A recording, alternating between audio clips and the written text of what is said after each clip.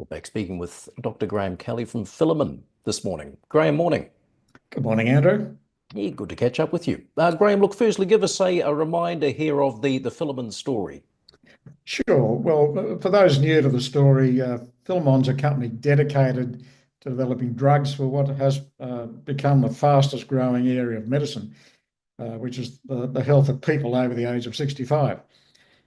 Because even if that seems a bit far off at the moment to be too concerned about, as a taxpayer, you certainly should be concerned because while the over 65 represent just 18% of the population, they account for half of every dollar spent by state and federal governments on healthcare. And this is a problem that's only going to get bigger now that the baby boomers are entering their 70s. Mm. We can't stop getting old. And for that reason, we shouldn't be surprised that we lose some function as we age. But what isn't fair is getting diseases that make us age faster than we are programmed to. And they're the diseases that Filamon is focusing on developing drugs for. And these are diseases that medicine generally refers to as chronic diseases. And our aim is to come up with a family of drugs that help older people retain their independence, productivity, and keep them out of hospital and doctor surgeries. So, Graham, what makes you reckon this is achievable? Well, yes, it's an ambitious target because we're talking here about common chronic diseases such as cancer, macular degeneration of the eye, and dementia. And the problem in doing anything about these chronic diseases is that they are highly complex diseases. They involve hundreds of different genes, and current drugs are struggling to really have any significant impact because current drugs are basically too limited in their action. Now, Filamon took the view that there really wasn't any point continuing to repeat what everyone else was doing or had been done for the last 20 years because it clearly hasn't worked. So Filamon threw the rule book out. We went back to the fundamentals of drug design and came up with a fresh but completely rational approach that involves drugs with the capacity to target dozens, even hundreds of different genes at once, but importantly, being able to do so safely. And that's an entirely new approach to drug development that we have every right to be very excited about, and that makes us confident we'll work across the full spectrum of chronic diseases.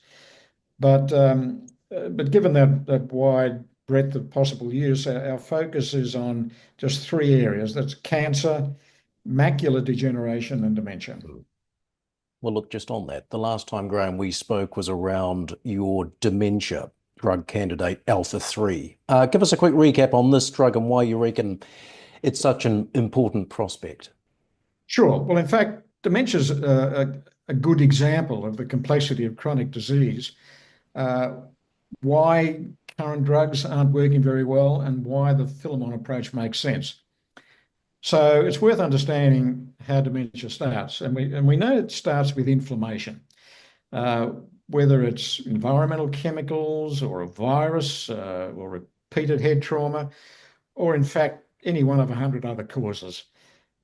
It's that inflammation that starts the whole process because inflammation or the injury that's triggered the inflammation causes mild injury to the brain cells, and that injury needs to be repaired.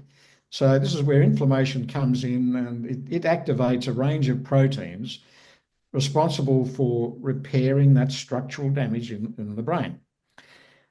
The problem comes when that cause, whatever it is, continues, and the inflammation then becomes chronic and can go on for years, maybe even decades. And under those circumstances, it's the continuous activation of the structural proteins that switches from having a positive outcome to having a negative outcome, with the result that the brain cells just suffer catastrophic structural damage and then go on to die. Now, up till now, treatment of dementia has focused on trying to keep individual structural proteins from misbehaving in the face of this chronic inflammation. And that's an approach that simply hasn't worked. And in our view is unlikely ever to work successfully because there are just too many structural proteins to be chasing after. Now, what makes ALPHA-3 so special is that it's the first drug that's been designed to stop most, if not all, of the main structural proteins involved from being continuously activated in this negative way. By shielding them from this continuous bombardment, the aim is to protect the structural integrity of the brain cells and to stop the disease in its tracks. And that's an entirely novel approach to the treatment of dementia. Now, whether it proves possible to restore brain function once the damage has occurred, that remains to be seen. But at the very least, we're confident that ALPHA-3 has the ability to block any further damage, which would mean that the earlier the treatment is started, the more likely you are to have a better outcome.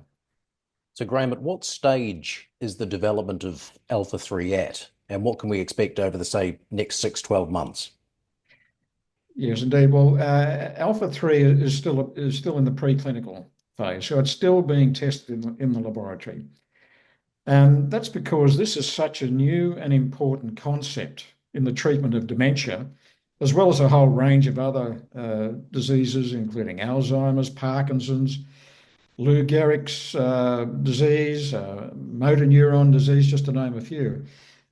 It has such enormous potential that we need to finish off a range of important preclinical studies. So all going well, I anticipate being in our first clinical trial in about 12 to 18 months.